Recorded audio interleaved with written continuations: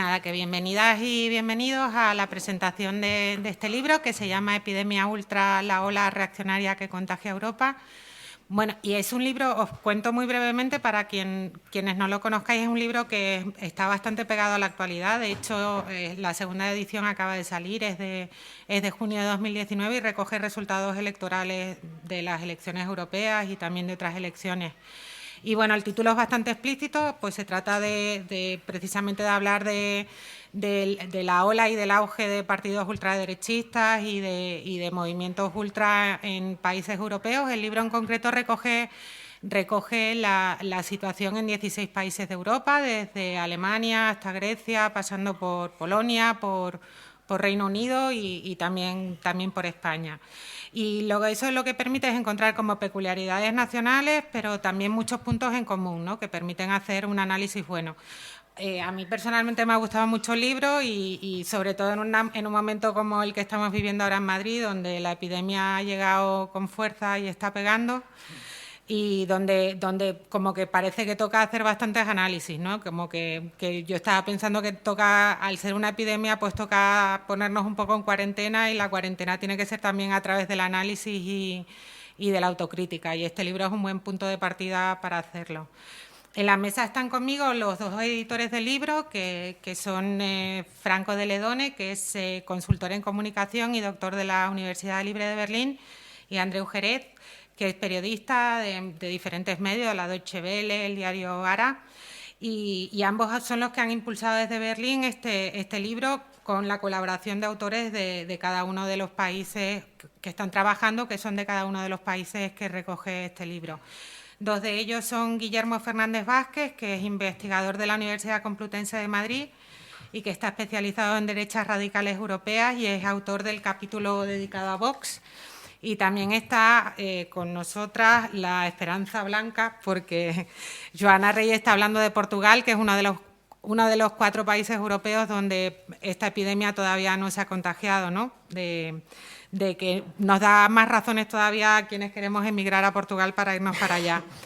Y está bien que esté aquí, que nos explique también pues algunos factores y peculiaridades que precisamente han hecho que hasta ahora esa epidemia no se contagie. Lo que hemos pensado es que yo voy a ir lanzando al principio algunas preguntas para que vayan contestando pues los 4 autores que están en la mesa, pero vamos a intentar ser más o menos breves para que también vosotras podáis intervenir y hacer preguntas y analizar y eso. Así que, un poco para enmarcar el libro, quería empezar preguntándole a Franco y a Andreu pues de dónde surgió la idea del libro y, sobre todo, porque sé que guarda relación con un libro previo que escribieron ellos dos que se llama Factor AfD, en relación al partido ultra más importante en Alemania. ¿Os paso el micro? Sí. Bueno, Ángela, gracias por estar aquí, por haberte prestado a presentar este libro, Coral. Y también gracias a todos los que han venido, porque bueno, sin vosotros no tenía sentido este libro. Digamos que... ¿No funciona? Okay. ¿Te paso este? Sí. ¿Se escucha? Ok, se me escucha ahora mejor, ¿no? Ok, entonces, Epidemia Ultra, digamos que lo que hace es seguir el trabajo que habíamos empezado con este libro, que se llama Factor AfD, que publicamos en 2017, poco antes de las últimas elecciones federales alemanas. Aproximadamente en noviembre de 2016, Franco y yo nos sentamos un día a tomar un café y empezamos a hablar de qué estaba pasando políticamente en Alemania. Había un partido que había sido fundado en 2013, que se llamaba Alternativa por Alemania, que había nacido siendo, digamos, una alternativa a lo establecido políticamente en el país, pero era euroescéptica y nacionalista, por decirlo así. No había llegado todavía al estadio de la ultraderecha, pero ya había algunos puntos que apuntaban, o sea, algunos indicios que apuntaban a que podía generar un cambio de paradigma por los resultados electorales que habían obtenido en elecciones regionales y porque veíamos, tanto Franco como yo, veíamos que tenía una base electoral suficientemente transversal como para superar el 5% de los votos que exige la ley electoral alemana para poder entrar en el Bundestag, en el Parlamento Federal. Entonces empezamos a trabajar, hicimos entrevistas, hicimos análisis de datos, hicimos un estudio muy sistemático de lo que supone AfD, que consideramos que es un cambio de paradigma para el país más poderoso de la Unión Europea, y con la historia que tiene Alemania, además, que le da todavía más significado simbólico a la llegada de este partido a Alemania. Y acabamos publicando poco antes de las elecciones federales este libro que, lamentablemente, el resultado de las elecciones federales nos acabó de dar la razón. AfD se convirtió en el tercer partido más votado, ya siendo una fuerza abiertamente ultraderechista. Había dejado detrás de sí las posiciones más euroescépticas o nacionalistas para convertirse en un partido que rompía consensos de la posguerra alemana y europea.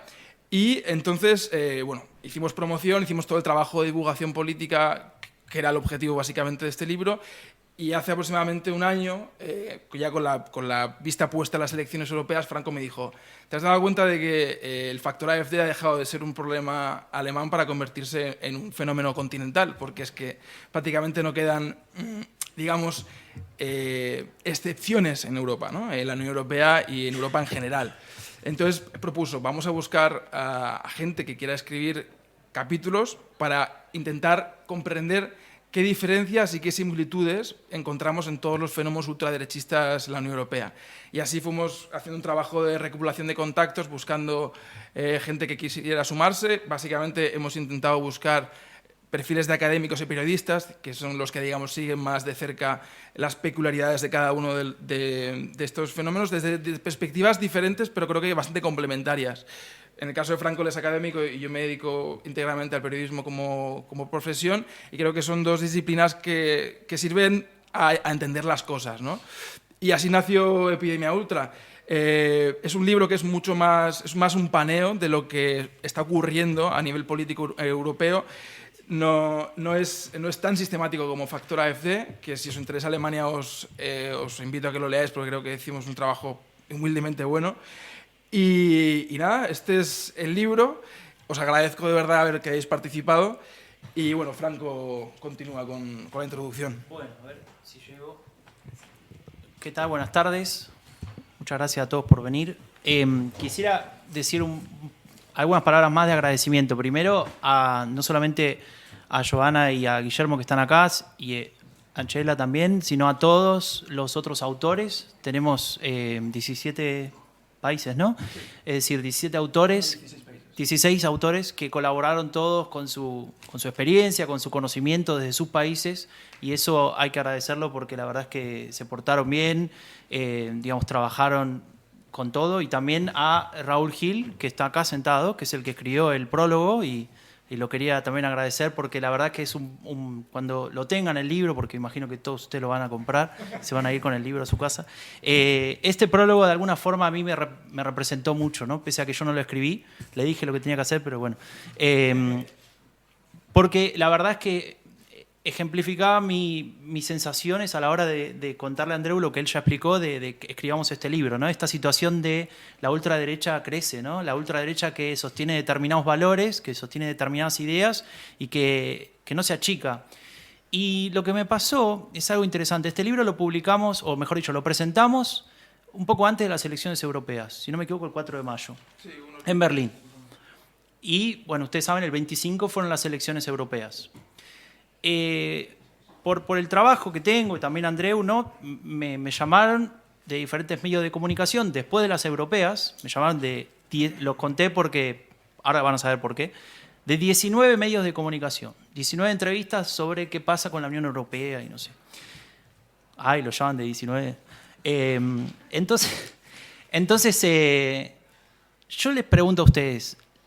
La primera pregunta que me hacían cada uno de estos periodistas de Argentina, Uruguay, España, de Francia, ¿qué se imaginan que era? Era una pregunta estilo, bueno, ¿y ahora qué va a pasar con Salvini? O bueno, ¿y ahora qué va a pasar con Macron? No sé. No, la primera pregunta de todos esos 19 era, al final la ultraderecha no pasa nada, se pinchó. Y yo decía, yo vi la elección mal, o sea, ¿qué pasó? Porque acá hice una lista, tal vez ustedes me pueden ayudar, ¿no? Salvini creció un poquito, ¿no? Un poquito mucho. Le Pen ganó o perdió. Ganó, bien. Ganó perdiendo. AfD subió también, ¿no?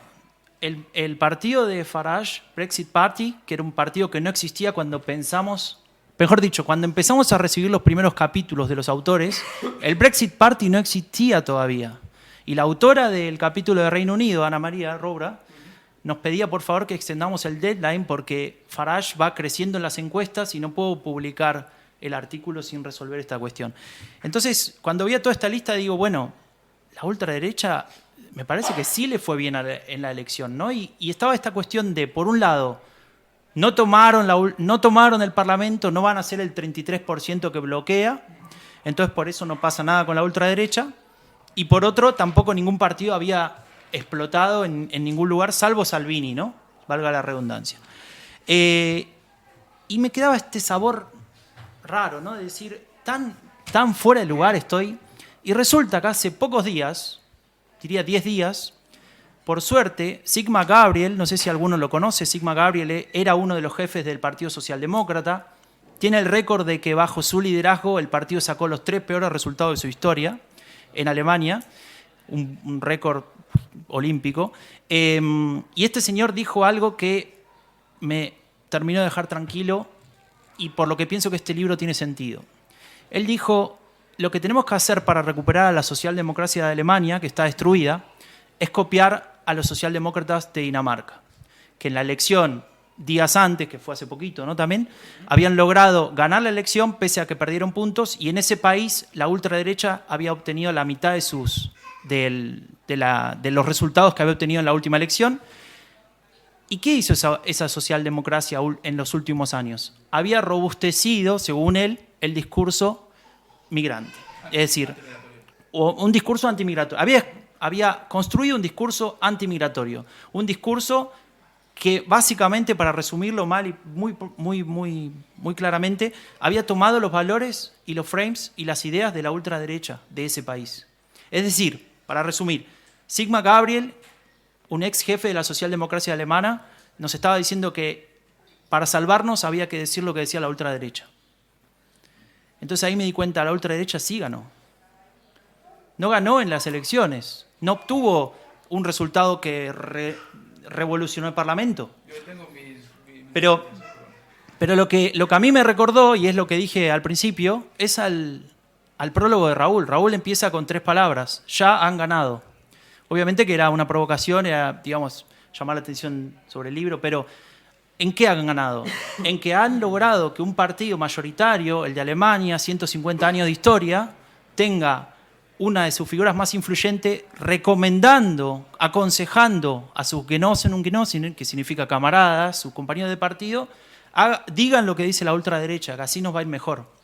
Y yo creo que por eso tiene sentido este libro, porque hay que pensar este tema, hay que entender los valores que defiende esta gente. No tiene solamente que ver con si recibimos o no migrantes, que ya es bastante grande ese tema, y digamos retoma determinados valores que son bastante complicados, xenofobia, racismo, etcétera, sino que también tenés otros valores, ¿no? Que después lo vamos a hablar, pero el tema de qué es una familia y cómo tiene que ser la familia, por ejemplo, ¿no? O qué podés decir o dejar de decir, o a quién podés reivindicar o dejar de reivindicar, ¿no? Y a partir de ahí generar una sociedad de miedo, una sociedad de inseguridades, una sociedad de odio, una sociedad que al menos yo, para mis 2 hijas que viven allá en Alemania, no quiero dejarles para el futuro. Y por eso me parece que este libro tiene sentido, para intentar explicar lo que pasa con la ultraderecha y en todo caso combatirla. Así que eso era... No, yo solamente para agregar una cosa más, si nos fijamos en las puras cifras, las 3 fracciones en las que se han dividido, no solamente ultraderecha, sino ultranacionalismo, ultraderecha, euroescepticismo, digamos, estos 3 valores políticos, han sumado en las últimas elecciones europeas 175 escaños. Eso está cerca de ser un cuarto del total del Parlamento Europeo. La lectura de decir no consiguieron su objetivo de ser primera fracción es que me parece un poco infantil. Es decir, evidentemente que era una estrategia comunicativa de euforia para intentar, primero, dar más miedo del que realmente ya dan y, segundo, sumar a más fuerzas europeas a esas posiciones. Pero me parece o bien que una parte del establishment mediático político no entiende lo que está ocurriendo en el continente o pretende no entenderlo para ocultar determinadas cosas, como por ejemplo asumir ciertas posiciones políticas de la ultraderecha que ya se están integrando, digamos, en programas políticos de partidos que hasta ahora estaban considerados el centro del tablero, ¿no? o del eje ideológico tradicional. Vale, pues para que hablen también las otras dos personas en la mesa, a mí hay una parte del capítulo dedicado a España, a Vox, en la que me parece que también es interesante para entender el resto de los movimientos ultra en el resto de los países europeos, que Guillermo enumera lo que son las diferentes fórmulas ganadoras de los partidos ultra y que permiten como situarlos en diferentes olas. Y me gustaría si pudieras hablarnos brevemente de eso y de explicarnos, por ejemplo, que Vox, según este análisis, es como un partido, por así decirlo, anticuado, y como ponerlo en relación también con otros partidos en Europa y ver cómo están conviviendo como diferentes almas ultras en Europa, ¿no? Se escucha, ¿no? Bueno, gracias por la invitación. Sí, bueno, yo me tocaba escribir el capítulo sobre Vox y yo anteriormente a Vox sobre todo me había estudiado bastante digamos, a la derecha radical o extrema derecha francesa. Entonces me resultaba útil compararlo, ¿no? Y entonces un poco lo que me daba, o sea, lo que quería comparar es, bueno, se ha hablado mucho, ¿no?, de que tanto Salvini como Marine Le Pen han innovado en los últimos años en sus programas hasta el punto de llegar a algo así como una fórmula que en Francia, digamos, digamos en el periodo 2011-2017 lo llamaban social soberanismo. Entonces, comparado con esta propuesta, que en el libro también se llama Segunda Fórmula Ganadora, claro, la cuestión es cómo es el programa de Vox, ¿no? Y lo que me parecía interesante es que Vox, bueno, vosotros supongo que lo sabréis, ¿no? El programa de Vox combina básicamente una propuesta muy neoliberal en lo económico y al mismo tiempo muy tradicional en la cuestión de los valores, modelo de familia, etcétera, etcétera, ¿no? Se suele decir, y ahora el debate en España está, bueno, pero entonces Vox forma parte de esa familia de partidos políticos de ultraderecha o es otra cosa, o es simplemente una escisión del PP. Yo creo que en realidad si hacemos una comparación entre Vox, digamos, y esta familia política de la derecha radical en los últimos 40 años, nos damos cuenta que Vox en realidad, el programa de Vox se parece mucho al programa, por ejemplo, del Frente Nacional de Jean-Marie Le Pen de los años 80 o de la Liga Lombarda italiana de finales de los 80 y de los 90 o del Blanc flamenco, del Blanc Bloc, se llamaba entonces flamenco, de finales de los 90, principios de los 2000. Es decir, hay una cosa que a mí me parece llamativa y que quizás habría que estudiar más, que es cuando uno estudia los programas, cuando uno estudia estos partidos, se da cuenta que comienzan siendo marginales, pero hay un momento en el que, digamos, logran acceder a la opinión, a la esfera pública, ¿no? Logran romper ese techo y empiezan a formar parte, digamos, de la escena política de un país. Hasta ahora yo casi todos los ejemplos que he visto, ese momento, cuando logran salir de la marginalidad y acceder a la esfera pública, es con un programa como el de Vox.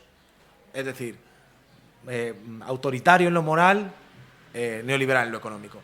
Y es después, en el caso del Frente Nacional, pasan 20 años que, digamos, nacen con ese programa porque les parece, ¿no?, que la derecha clásica es demasiado poco neoliberal y demasiado condescendiente con el multiculturalismo, etcétera, ¿no? Y entonces, por eso ven ahí un nicho y empiezan apelando a la derecha neocon desencantada con la derecha clásica, ¿no?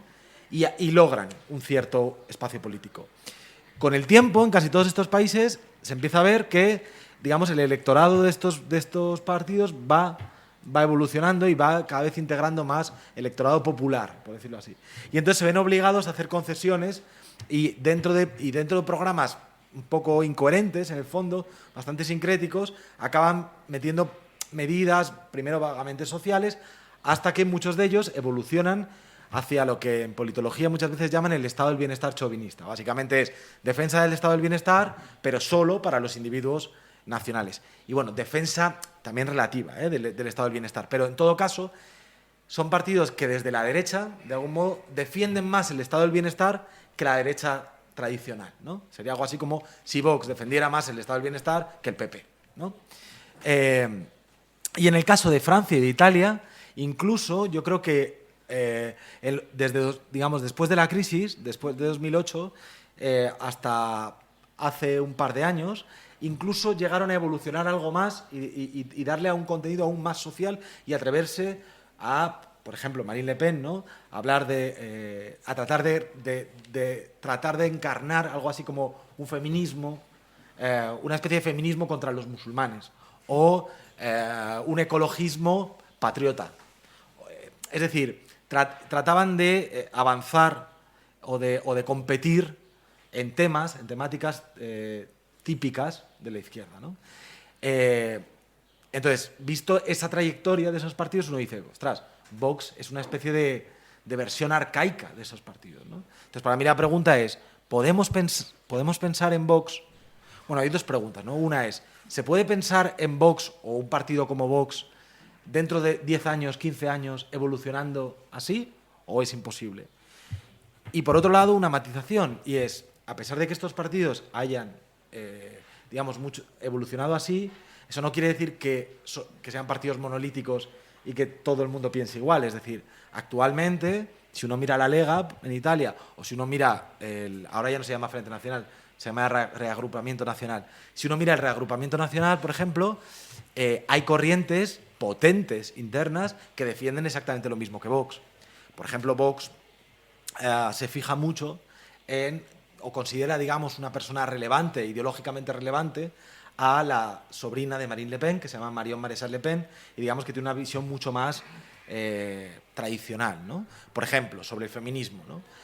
Marion Maréchal Le Pen dice exactamente, no se trata de competir con la izquierda y tratar de arrogarse o disputar el concepto de feminismo y resignificarlo, digamos, contra los musulmanes, sino que el feminismo es nuestro enemigo cultural y, de hecho, Marion Maréchal Le Pen dice, no, como la izquierda ha abandonado la lucha de clases, ahora se tiene que inventar la lucha de sexos, ¿no? Pero es que cuando Marion Maréchal Le Pen dice eso, Vox dice, hombre, y dice exactamente, y copia exactamente el mismo argumentario, exactamente la misma frase, ¿no? Entonces, yo creo que sí que hay influencias de la extrema derecha europea en Vox. Lo que pasa es que Vox, digamos que está a nivel de programa, se parece a la extrema derecha de los 80, a estos partidos en los años 80, y mantiene buenas relaciones, digamos, con los sectores más tradicionalistas de estos partidos. No sé si he respondido a la pregunta. Sí. O sea, yo creo que esto, lo hilaría con la siguiente pregunta, y es que en el libro, en diferentes capítulos, hablan, por ejemplo, de Steve Bannon, que es este señor mítico que fue asesor de Trump, y de que una cosa que se llama el movimiento, que fue fundada en Bélgica. Se habla también, pues, por ejemplo, de visitas de gente de Amanecer Dorado, que es el partido ultra griego a movimientos ultra en Portugal. Se habla del encuentro de Salvini con líderes europeos, pero que yo vengo de la comunicación, como que me gustaría entender qué clase de alianzas reales hay, ¿no? entre las diferentes fuerzas, teniendo en cuenta, pues, que hay diferentes olas que están en diferentes estadios, pero que luego repiten cosas, ¿no? Que como que se basan en estrategias, por ejemplo, comunicativas, y en campañas donde se pueden ver similitudes, ¿no? Y entonces saber si hay si hay redes, no solo en lo político y en los grupos parlamentarios que constituyen el Parlamento Europeo, sino también cómo se intercambian esas tácticas, ¿no? Por ejemplo, las tácticas en redes sociales, el usar fake news de una manera muy profesional o a mí me lo parece y este tipo de cosas. Yo no sé si... ¿Quién me querría contestar a esto? ¿Nosotros? Hay un elemento que yo creo que es uno de los elementos que es común denominador en todas las nuevas ultraderechas o viejas nuevas ultraderechas europeas, que se han renombrado o han buscado nuevas caras o nuevas siglas. Y es la estrategia de la provocación estratégica, digamos, ¿no? La provocación estratégica, y lo explica muy bien Franco tanto en sus capítulos y sus artículos dedicados a la comunicación política de estas fuerzas, consiste en ampliar lo que hasta ahora se consideraba políticamente correcto. Y esto pues, es aplicable a cualquier campo de la sociedad. Puede ser, por ejemplo, AfD lo utiliza mucho para hablar del pasado de Alemania, un tema que era intocable. En Alemania, después del 45, después del desastre de lo que fue la Segunda Guerra Mundial y el nazismo y todo lo que dejó detrás, los partidos políticos que nacieron después establecieron, digamos, el consenso de no hacer electoralismo ni política con la relativización o la banalización del nacionalsocialismo. Con AfD eso es historia, porque AfD prácticamente desde año 2013 aproximadamente empieza a hacer una estrategia de provocación estratégica, valga la redundancia, constante, diciendo, por ejemplo, que los 12 años que duró la dictadura hitleriana son una cagada de pájaro, y esto es textual, en los 1000 años de exitosa historia de Alemania, por ejemplo. Esto es... Bueno, esto en Alemania, los que no conocéis Alemania, no os podéis imaginar lo que supone decir esto en el espacio público. Es tremendo. Porque lo que estás diciendo con eso es que los 50 millones de muertos que dejó la Segunda Guerra Mundial, los tantos millones de muertos que fueron asesinados sistemáticamente en el Holocausto, son digamos, un pie de página de la exitosa historia alemana. Y así podríamos estar diciendo muchos otros ejemplos. ¿Eso qué hace? Primero hace que el resto de partidos se descoloque diciendo, bueno, ¿y ahora cómo reaccionamos con esto? Porque esta gente ha recibido más de 5 millones de votos en las últimas elecciones. Por lo tanto, tienen 90 diputados, por lo tanto, están democráticamente legitimados, porque es un partido legal que se presenta a las elecciones y que tiene una población detrás. Eso primero. Y segundo, se empieza a ampliar las líneas rojas de lo que era aceptable políticamente. Entonces empiezas a ver que determinados políticos conservadores de la CDU-CSU, del partido de Angela Merkel, comienzan a realizar tics que no son ultraderechistas, pero que se podrían acercar a ciertas posiciones de AfD. Por tanto, esa ampliación de lo políticamente correcto empieza a sumar adeptos fuera de lo que es AfD. Y repasando y editando los capítulos que nos han enviado toda la gente que ha participado, realmente es un elemento que prácticamente se ve en todos los casos. Y es fundamental, no solamente para entender qué es la epidemia ultra, como lo hemos llamado nosotros, sino cómo combatirla también. Cómo combatirla a nivel de dialéctica política y de comunicación del resto de partidos y de la sociedad en general. No, agrego un par de cosas, muy corto. Cuando hacíamos el otro libro, entrevistamos a una periodista que escribió sobre AfD en Alemania, que es la Melanie Amann de Der Spiegel, digamos, la corresponsal que se dedicaba exclusivamente a AfD, y había dicho algo muy interesante que yo me lo guardé para siempre porque era tan claro. AfD, y creo que el resto de la mayoría de estos partidos en nuestro libro, lo que hacen es hablar o digamos, intentar promover la tolerancia de la intolerancia. Es decir, yo tengo derecho a decir lo que quiera, aunque sea una terrible barbaridad, como el ejemplo, y esto me lo permito, y ustedes me lo tienen que permitir porque vivimos en democracia. Incluso puedo decir hasta que la democracia se venga abajo porque estoy en democracia para poder decir, digamos, un nivel, digamos, casi metadiscursivo muy, muy retorcido. Y además de eso, no se trata solamente de todos estos valores que estábamos hablando. No se trata solamente de la migración, del modelo de familia, del rol de la mujer, etcétera, etcétera, sino que también se trata de otras cuestiones. Por ejemplo, capaz que me salgo un poco del tema, pero el tema del cambio climático, en el caso particular, por ejemplo, de Alemania, que es negado sistemáticamente y que me parece un buen ejemplo para entender cómo funciona esta lógica y por qué tiene sentido.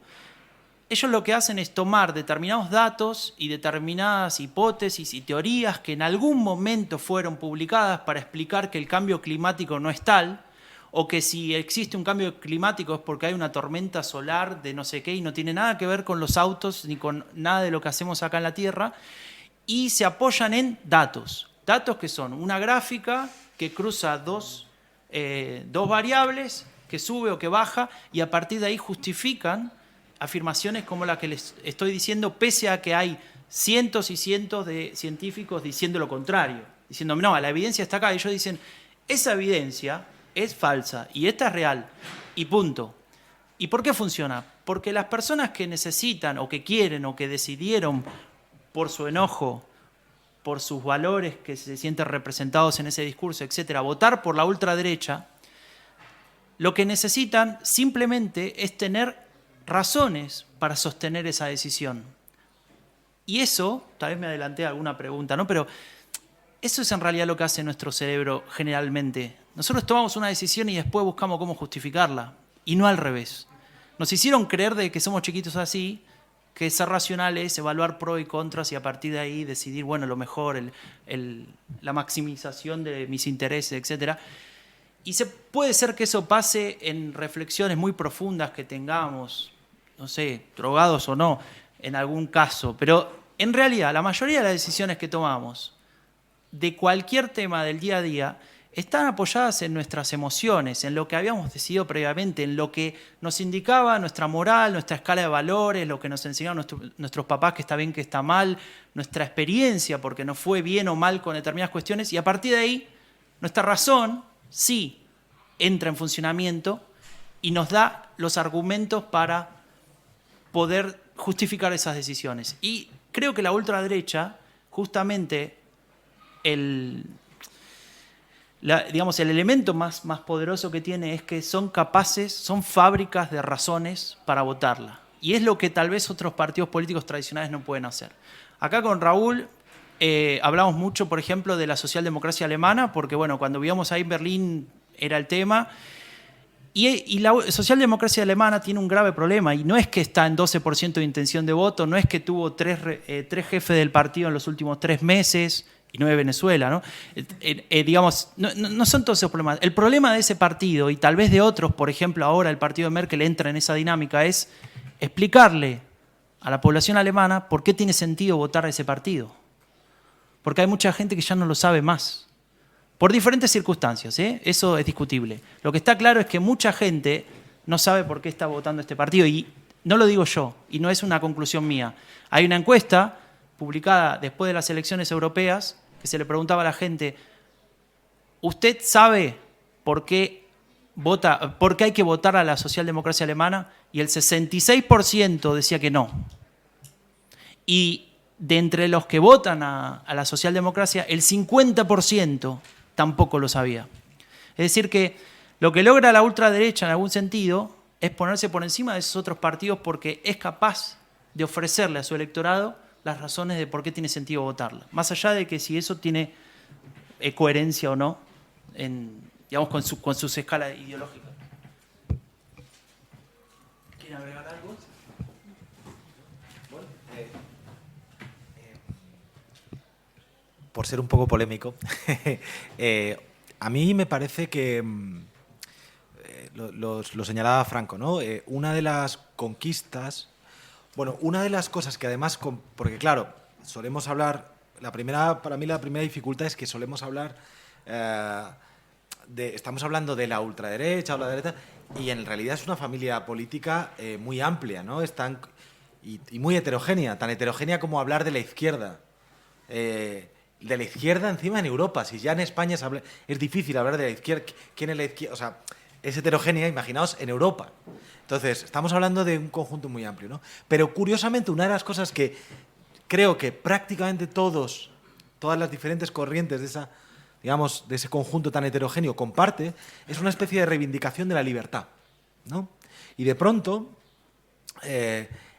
digamos, de la libertad para escandalizar, en realidad, ¿no? De la libertad en general, pero particularmente de la libertad para escandalizar y para provocar.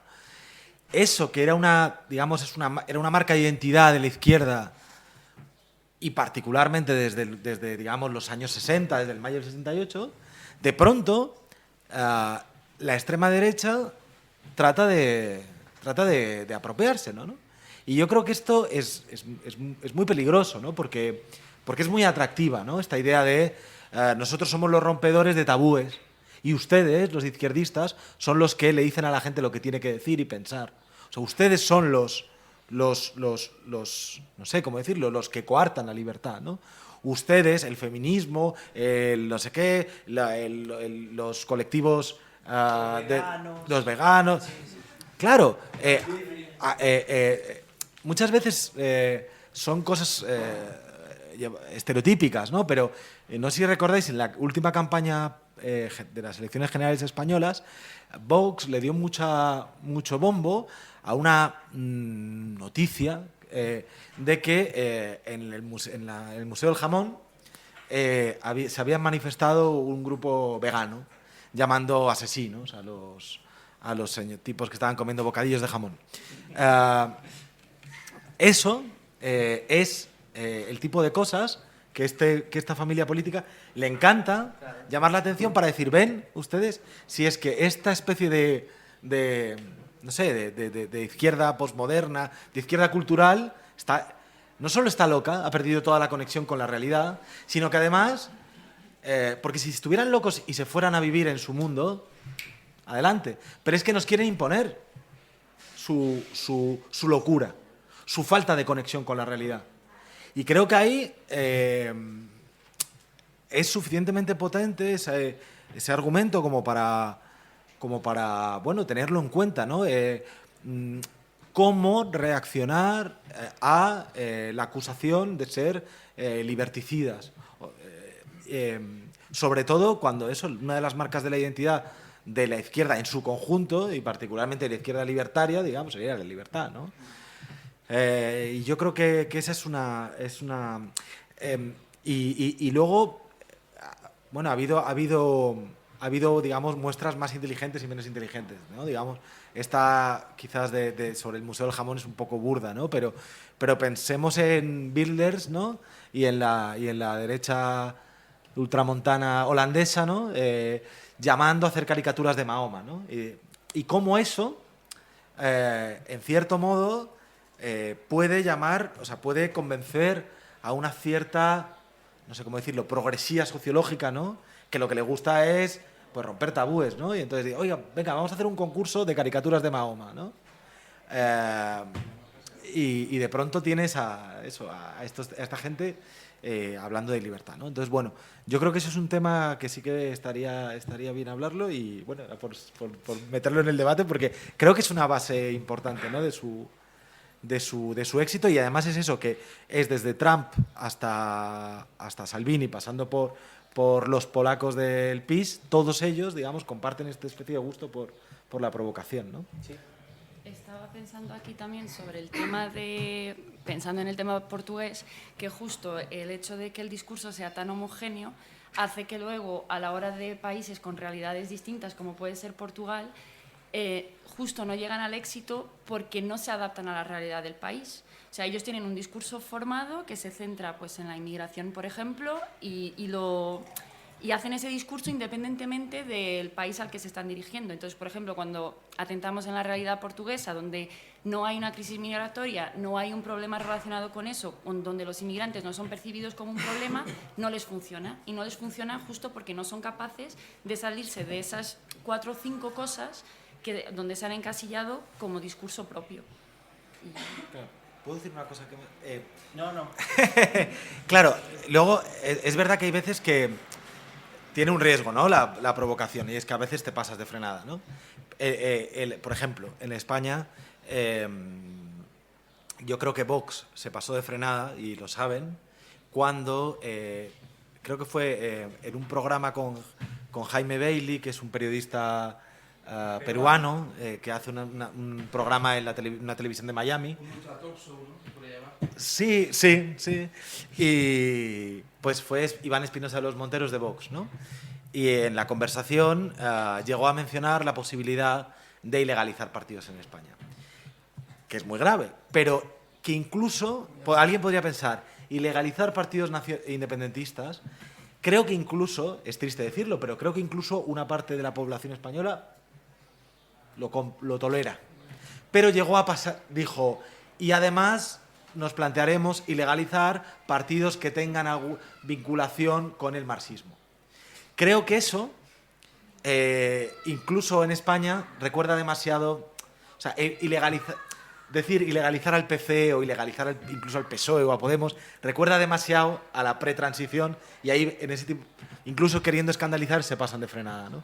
Otro tanto ocurrió, yo creo que con el tema de las armas, ¿no? De pronto Vox lanza el tema de las armas. Es verdad que un poco la estrategia de Bannon es, bueno, tú lanzas el tema, incluso si va mal, da igual, no te puedes echar atrás. Tú ya sigues con él, ¿no? Entonces yo creo que Vox lanzó el tema de las armas, le fue mal, pero ahí, a diferencia, por ejemplo, de Ciudadanos, no recula, sino que dice, bueno, vale, pues ya vamos con esta hasta el final.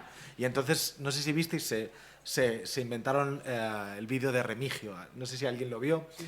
Que fue bastante espectacular, ¿no? Como eso, pues un señor, ¿no? que le entran en casa, un pobre señor mayor y tal, y le roban, y entonces, claro, ¿cómo no se va a poder defender, no?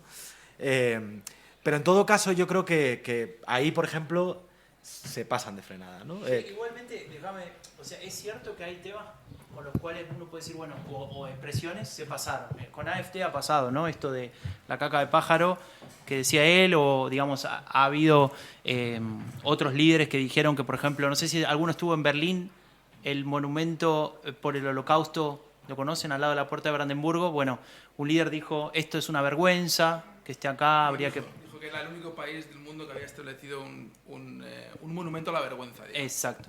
O, por ejemplo, esa misma persona, no tengo ni ganas de nombrarlo, pero él ha dicho, por ejemplo, que las formas de reproducción de los europeos es diferente a la de los africanos. La de los africanos es como la de las pulgas y las bacterias que se reproducen, digamos, consumiendo todo a su alrededor, los recursos, y en Europa en general son más constructivos, como las abejas que, digamos, estarían en armonía con la naturaleza. Y bueno, básicamente lo que estamos diciendo es que unos son bacterias y pulgas y los otros son productivos, ¿no?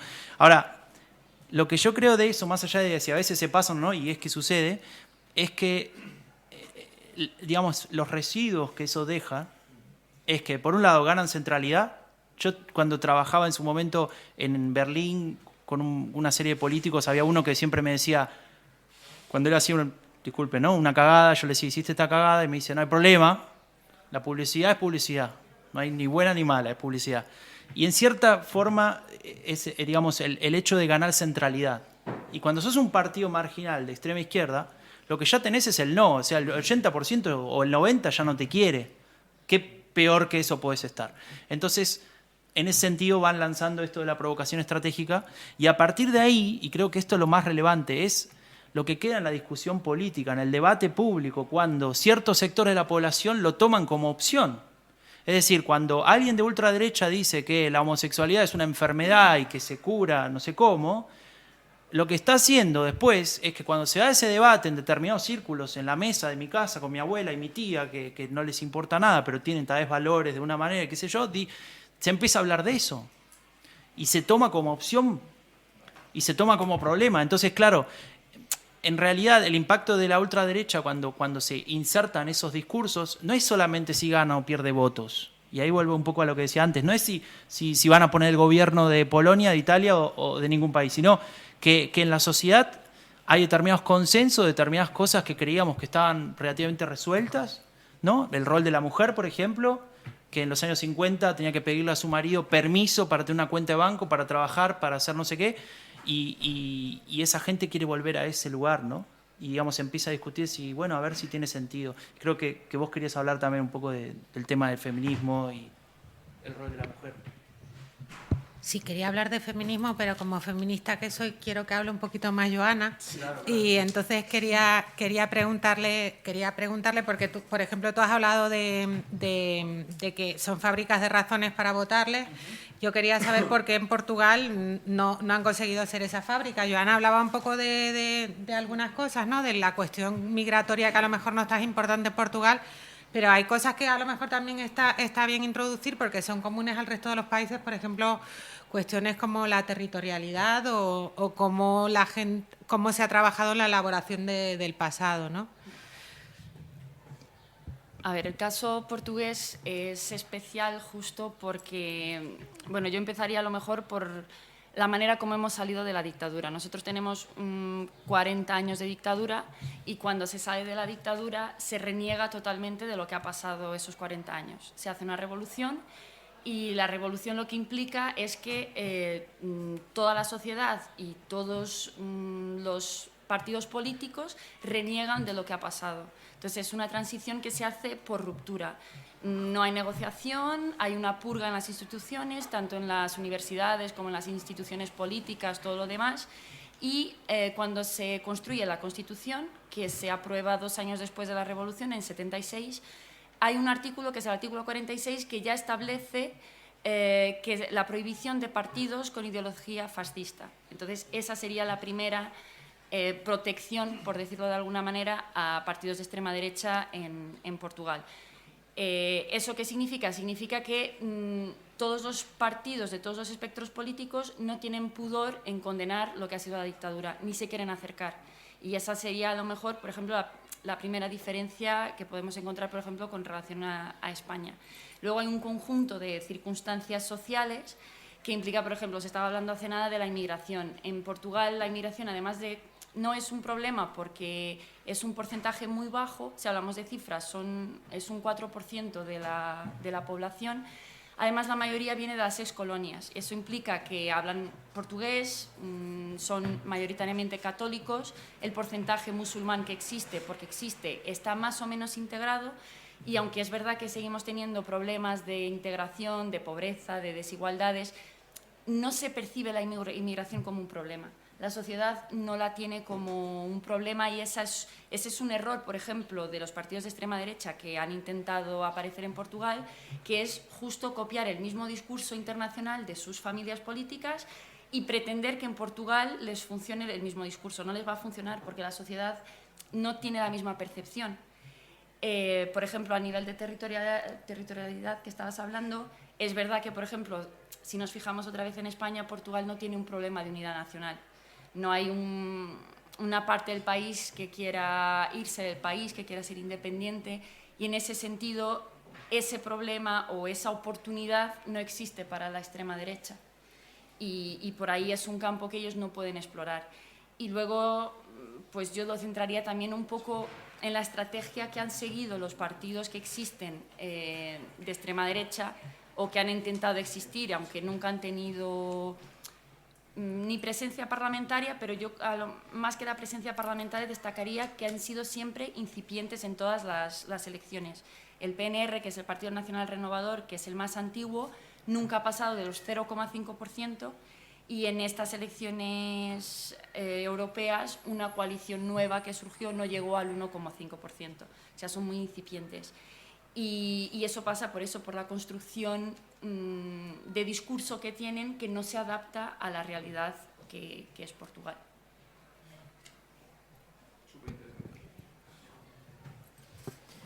Bueno, hago yo una preguntita más y ya os doy paso a vosotros. Lo que comentaba Franco antes, ¿no? Que, o sea, hay un capítulo del libro que a mí me ha parecido muy interesante en el que como Franco sobre todo se adentra en intentar explicarnos por qué votamos a la ultraderecha, y habla mucho de cosas que ya ha ido como mencionando a lo largo de sus intervenciones, que tienen que ver con sesgos cognitivos, con creación de marcos y de relatos, y habla mucho también de emociones, ¿no? Él habla del odio, del miedo y de la frustración. Y bueno, quería saber, o sea, yo lo que le quería preguntar, porque a lo mejor es un tema que a mí me interesa especialmente y que a lo mejor no está como muy muy extendido en el libro, es dónde encaja el feminismo en esas tres emociones, ¿no? En el odio y en la frustración, sobre todo teniendo en cuenta el caso español y donde yo y creo que mucha gente percibimos que también el auge de Vox tiene que ver también con un movimiento de reacción también al auge del feminismo, ¿no? Bien. A ver, ese capítulo, que es el de la nueva edición, el anteúltimo, no sé si lo dijimos, esta es una segunda edición del libro. La primera tenía una cantidad de capítulos y le agregamos 3 más, Portugal, acá con Joana, y también agregamos Finlandia y Dinamarca, y un último capítulo escrito después de las elecciones europeas con nuestro parecer con Andreu a 4 manos. Pero en el anteúltimo capítulo, que es justamente el que vos decís, que se titula ¿Por qué la votamos a la ultraderecha?, toco estos temas, ¿no? Toco el tema de la narrativa, toco el tema del poder de la narrativa para permitir, por ejemplo, que nuestro cerebro no gaste tanta energía a la hora de recordar algo, ¿no? Uno puede, digamos, recordar muy fácil cualquier cuento, cualquier canción. ¿Por qué? Porque tiene una lógica, una coherencia, etc. Si yo te tiro un montón de datos, seguramente sea más complicado que te los acuerdes así sin ningún tipo de estructura. Y en esa explicación, digamos, que tampoco la voy a hacer completa, porque si no, no me compra el libro, ¿viste? En esa explicación aparece el tema de las emociones, ¿no? Antes lo comentaba un poquito con esta complementación que existe con la razón, con las emociones, más que nada como motivador de nuestro comportamiento. El hecho, por ejemplo, vamos concretamente al hecho de sentir miedo. Miedo puede ser interpretado básicamente como la forma en que nuestro cuerpo descubre que hay un peligro inminente y tiene que estar preparado para resolver esa situación, para escaparse, para pelearse, para lo que sea. Por eso, con miedo sentimos que nuestro pulso aumenta, con miedo sentimos que tal vez vemos nuestras pupilas se dilatan para ver mejor, etc. Bueno, hay una serie de cuestiones que ni siquiera pensamos y tal vez ni siquiera nos damos cuenta que estamos teniendo miedo hasta en algún punto, ¿no?, que lo reflexionamos, pero todo eso funciona casi, te diría, automáticamente. Si lo llevamos a la discusión política, a la votación, a por qué votamos a la ultraderecha, aparecen elementos del miedo relacionados tal vez a cuestiones más complejas, como por ejemplo el miedo a que mi cultura cambie, el miedo a que haya tantos inmigrantes que mi hija termine usando un velo y yo no sé qué hacer con eso, digamos. El miedo a que, por ejemplo, vos hablabas de ejemplos ahí divertidos, en una revista similar a esta, que hacen publicidad para la ultraderecha, no la muestro tanto, hablaban de la cultura de la salchicha en Alemania y cómo estamos perdiendo la cultura de la salchicha por culpa de los veganos, ¿no? Y digamos lo que va a pasar con nuestros hijos cuando no puedan comer más salchicha, imagínate, todo comiendo pasto. Digamos, en esa lógica del miedo, de alguna manera, integra un poco el tema del feminismo. ¿Por qué? El miedo a que la mujer ocupe un lugar que no le corresponde, el miedo a que la mujer no entienda, esto todo entre comillas, por favor, no me editen, que por ejemplo la mujer no entienda que su lugar es reproducir, digamos, criar hijos, etc. Y digamos, esta cuestión de que se rompa una especie de balance o equilibrio natural que según ellos proviene de la biología y de la Biblia y de donde sea que provenga, da igual. El punto es que en el electorado de estos partidos, en los ideólogos de estos partidos, en estas nuevas derechas, digamos, en la que está Bannon, por ejemplo, como una parte, me parece que no es tan relevante como se lo vende, pero bueno, eso es otra cuestión, aparece el feminismo como un desafío a estos valores conservadores que son los que nos mantienen en equilibrio, los que mantienen, digamos, el rol de qué está bien y qué está mal y todo esto que venía diciendo antes. Y a partir de ahí, el feminismo se transforma en un desafío. Y lo que hace la ultraderecha ya lo explicó él, tampoco me quiero extender mucho, pero básicamente es decir, bueno, no es que el feminismo me cuenta a mí sobre el rol de la mujer y lo que la mujer va a aportar a la sociedad y qué sé yo, sino que el feminismo es una ideología que me viene a decir a mí cómo tengo que vivir mi vida, que me obliga a mí a tomar determinadas decisiones, que etcétera, etcétera, etcétera. Y lo que genera es poner a la ideología verde, al feminismo, a las cuestiones de género, etcétera, como una especie de mini dictadura que viene a modificar mi vida, ¿no? Y a partir de ahí, digamos, lo que logran es ubicarse en un lugar de redentores casi, ¿no? Digamos, de devolverle a la sociedad lo que alguien le quitó. Los feministas, los de izquierda, los que sean. Y a partir de ahí, tal vez lo podemos conectar con el tema de la identidad y de qué es ser alemán, de qué es ser francés y de qué es ser el país que sea, porque ellos lo que logran es construirte la imagen de un país ideal donde en algún momento todo fue bueno, en la Edad Media, donde sea que se quieran ubicar, y en ese lugar faltan todos estos actores que estamos criticando. Y sin todos esos actores nosotros estaríamos mejor, ¿no? Y a partir de ahí, digamos, la ultraderecha lo que logra es que mucha gente se incorpore, a partir de esas emociones que te decía antes, bueno, este es el modelo que queremos tener. Ahora, busca ahí una propuesta política, un programa de partido, una lógica de qué hay que hacer o dejar de hacer, es imposible, porque esos son los eslóganes que a ellos les permiten, digamos, ganar esa centralidad. Después, claro que viene la lógica neoliberal para la economía, de qué hay que hacer con los refugiados, cerrar las fronteras, etc. Pero yo creo que la base de eso es cómo ellos logran, volviendo al tema de los marcos, hacer un reframing, ¿no? Redefinir determinadas discusiones y permitir que los que están en desacuerdo con eso tengan argumentos para poder seguir adelante. Solamente añado una cosa muy breve. Yo no me he acercado tan académicamente a la psicología que lleva a la gente a votar a la ultraderecha, pero he hablado con la gente que vota a la ultraderecha. He ido a manifestaciones, he estado con colectivos de votantes de AfD, he ido a algún congreso de AfD también y he podido ver la materia prima de la que se alimenta ese partido. Y creo que el miedo es fundamental. La gente vota en buena parte AfD, en este caso, la nueva ultraderecha alemana, por miedo. Ya sea por miedo al futuro, por miedo a perder el trabajo, por miedo a que su país deje de ser el país que consideran que tiene que ser, por miedo... Todas las expresiones posibles de miedo que puedas imaginarte están representadas en esos votantes. Y eso es lo que realmente, a la hora de... Tú les preguntas por qué estás votando a un partido como AfD, que es revisionista de la historia, que es xenófobo, islamófobo, todo esto... Ellos te explican que es un repliegue, digamos, ¿no?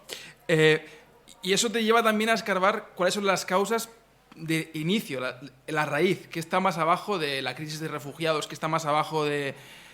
Y si nos fijamos, los años 90, años 80, donde se hablaba de el llamado fin de la historia de Fukuyama, ¿no? ¿Sabéis? Conocéis a este famoso politólogo que luego demostró ser un impostor porque no había final de la historia en ningún caso. Era una época de certidumbres. Había caído el muro de Berlín, se había impuesto, digamos, la democracia liberal y el libre mercado. Parecía que todo iba a ir bien hasta el final de los días, ¿no? Y luego se demostró también que era una farsa, ¿no? Que había muchas crisis por venir, que iba a venir una crisis del capital, que iba a venir una crisis social, que iba a venir una crisis de, bueno, pues como ya hemos sufrido en este país. Y de esa época de certidumbres pasamos a la época de la absoluta incertidumbre, de la precariedad laboral, de no saber qué vas a estar haciendo a lo mejor dentro de 3 meses, de a lo mejor darte cuenta de que tú todavía tienes un estatus social medianamente aceptable, pero te das cuenta que a tu alrededor empieza a haber una precariedad que te empieza a envolver, que te empieza a amenazar y empiezas a tener miedo a perder estatus social, por ejemplo, que yo creo que eso es una causa que lleva muchísima clase media alemana a votar a la ultraderecha, gente a la que no le va mal económicamente, pero sin embargo empieza a dar cuenta que le puede ir mal económicamente más adelante, entonces automáticamente toman el voto de cerrar fronteras, de replegarse, el voto más ultranacionalista. Y en mi opinión creo que es muy superficial decir que la ultraderecha, el auge ultraderechista está ligado exclusivamente con la crisis de refugiados. Creo que la crisis de refugiados fue un disparador, pero creo que había unas crisis previas que lo que hicieron fueron activar un espacio político que ya existía, unas ideas políticas que ya estaban ahí, pero que no habían encontrado todavía en ningún partido político que las canalizase electoralmente. Y en los últimos tiempos hemos visto que esos partidos están saliendo como setas y que, bueno, pues que tenemos realmente una epidemia ultra. Pues sí, abrimos. O sea, a mí se me queda intentar entender cómo se combina esto del miedo con la libertad de la que hablaba Guillermo, porque parecen que son cosas como así antagónicas, pero abrimos turno de preguntas. ¿Puedo pasarme yo el micro? Sí que funciona el micro, ¿no? Sí funciona, ¿no?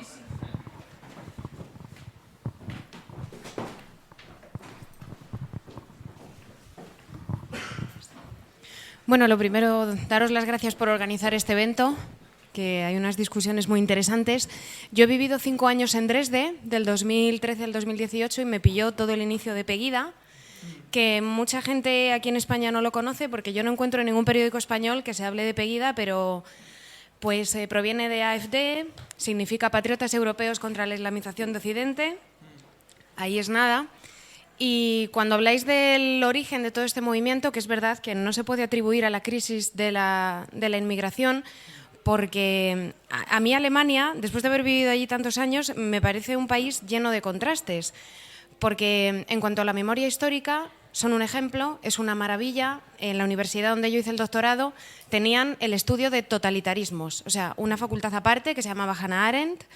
Están todo el día en los periódicos hablando, haciendo documentales, pero luego en los años 90 tenían el grupo NSU, que hacía atentados contra inmigrantes, que pudo durante un montón de años atentar contra inmigrantes porque la policía casi que colaboraba con ellos, ¿no? Porque lo que hacía era pues unos interrogatorios a los inmigrantes de decirles, pero ¿estáis seguros que no es problema vuestro, que os han puesto la bomba en vuestra tienda porque vosotros tenéis alguna responsabilidad, algo con la mafia de vuestro país?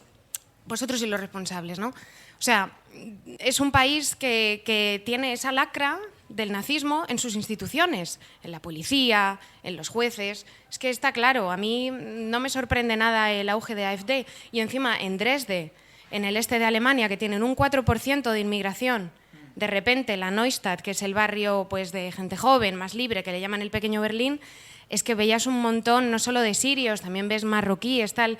La gente mayor allí no está nada acostumbrada. Y AfD lo ha utilizado contra ellos. Y, por cierto, vamos, a mí Vox, comparado con AfD, me parecen casposillos. Tú oías hablar a AfD, a Frauke Petry, que era química, doctora en química, con 4 hijos, que se divorció, luego se casó con otro, tuvo otro hijo, con una seguridad que a mí los de Vox, vamos, tienen un discurso, para mí, que no llega a nada comparados con AfD, son súper profesionales, vamos, que no me gustan nada, ¿no?, pero hablan muy bien, es gente muy preparada, muy peligrosos. Solo quería comentar esto. No sé qué pensáis. Sí, sí. ¿Puedo decir 2 datos solamente, como un poco para ampliar lo que decís, que me parece interesante? Ay, perdón, puedo añadir una cosa. Y NSU, encima, era un grupillo terrorista, que lo sabréis vosotros mejor que yo.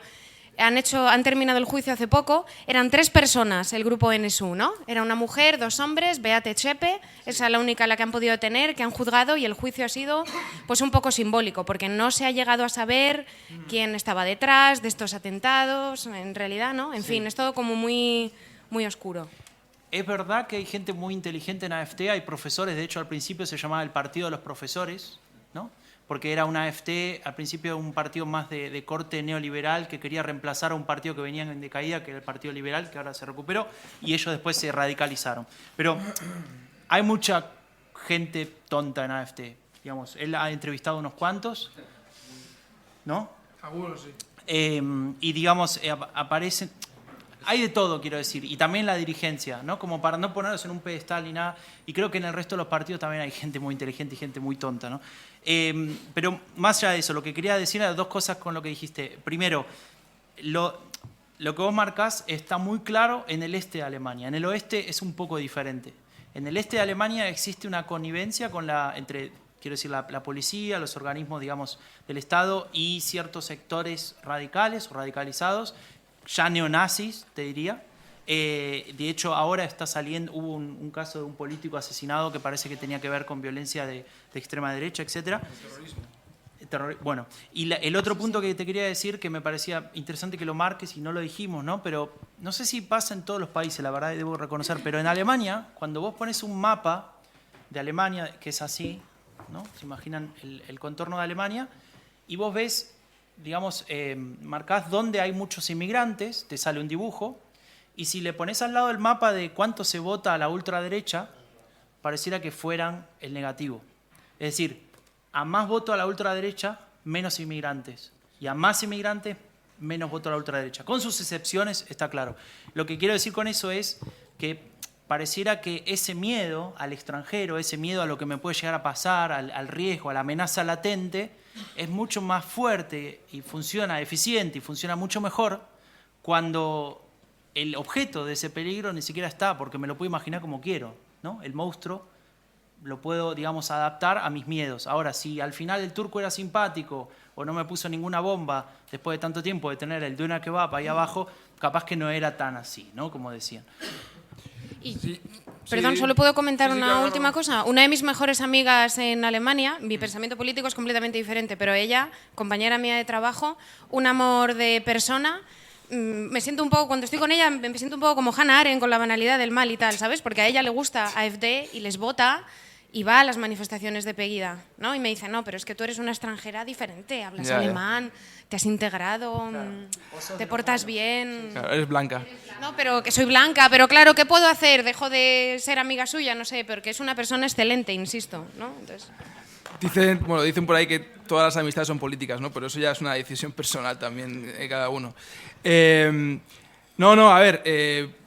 AfD recibió más de 5 millones de votantes en las últimas elecciones federales. Evidentemente, no hay más de 5 millones de neonazis en Alemania. Evidentemente. Pues si no, estaríamos muertos él y yo, seguramente ya. Nos habrían pegado un tiro o nos habrían, no sé, metido atropellado o algo así, ¿no?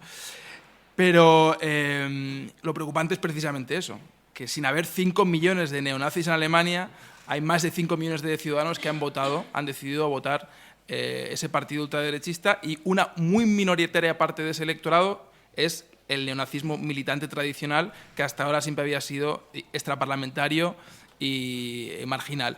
El caso de Dresde es especialmente paradigmático porque es uno de los bastiones de la ultraderecha de Alemania del Este. Y Alemania del Este tiene unas características muy particulares.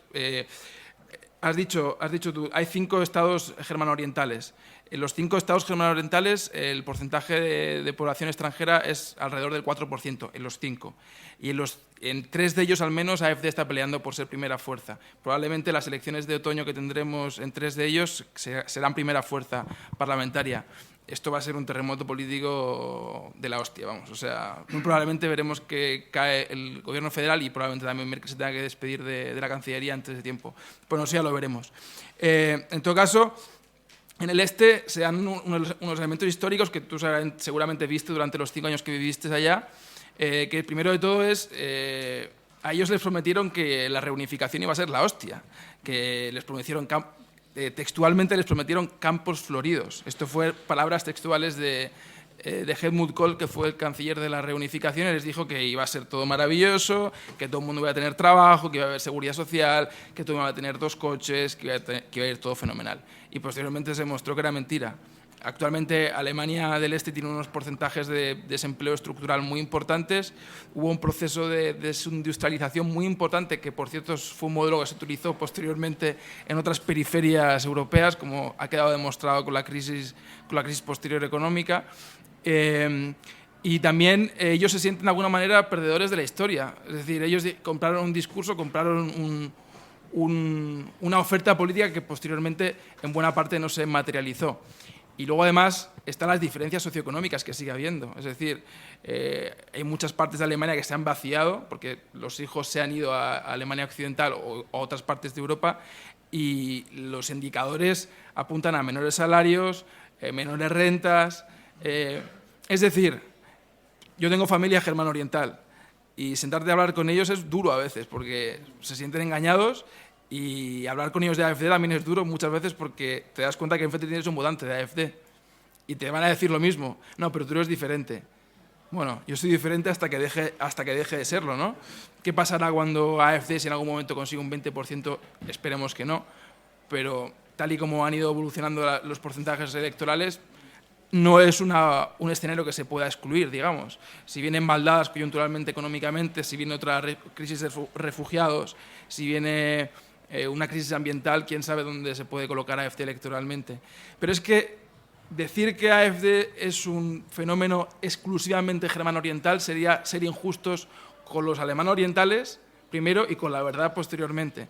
Porque si echamos un vistazo al resto de estados federados, de los 16 estados federados, vamos a ver que estados muy ricos, como es por ejemplo el caso de Baden-Württemberg o el caso de Bayern, que son los 2 estados más ricos del país, es el sur del país. En los dos, es verdad que hay diferencias porcentuales considerables. Es verdad que los resultados en Alemania Oriental son el doble en Alemania Occidental. Pero no deja de ser llamativo que en Baden-Württemberg y en Bayern hayan conseguido resultados de 2 dígitos, un 10% en Bayern y un 15,2%, si no recuerdo mal, en Baden-Württemberg. Es llamativo y es preocupante porque dices, bueno, pero entonces, ¿qué miedo tiene esta gente? O sea, ¿a qué está teniendo miedo esta gente? Algo se ha roto, ¿no?, en el consenso alemán. O sea, hay un 15% de la Alemania rica que está votando un partido ultraderechista que viene azotado por el miedo. Entonces, habría que ver todo el cuadro completo para no ser injustos, digamos, con los votantes de AfD y con Alemania Oriental, que también hay mucha gente que no vota a yo soy una enamorada de Alemania y de Alemania del Este, si o sea... no lo decía por ti, sino lo decía como una reflexión colectiva. Y bueno, eso era, básicamente. Había un chico que había pedido la palabra, tú, ¿no? Dos cuestiones. Una, esto, digamos, la cuestión, me parece que ahí lo central, porque hay... y me parece que lo más importante, una de las cosas más importantes de lo que comentaba, sobre todo lo que comentaba Franco, porque hay como un cierto prejuicio permanente, insistente, en que la gente que vota opciones de estas características es tonta, genética, o que ahí tiene algún... Bueno, la típica cosa de subestimar al prójimo tan agradable. Pero hay un eje que estaba acá dando vueltas, tiene que ver con el miedo. Es decir, miedo, incertidumbre y los resultados de AfD en la Alemania Oriental, que tal vez fue la región, a riesgo de equivocarme, digo, que gozó en un régimen de las características que sea, de un régimen de certidumbre, para bien o para mal, muy dura, digamos, pero un régimen de certidumbre, de previsibilidad de lo que iba a pasar. Ante el derrumbe de esa previsibilidad, ¿estas opciones tienen más fuerza o no? Digamos, esa es la primera pregunta. Y la segunda, una cosa que como latinoamericano me produce más dudas, que es, también lo decía uno de los compañeros, digo, es muy heterogénea la idea de la ultraderecha en Europa, es muy heterogénea.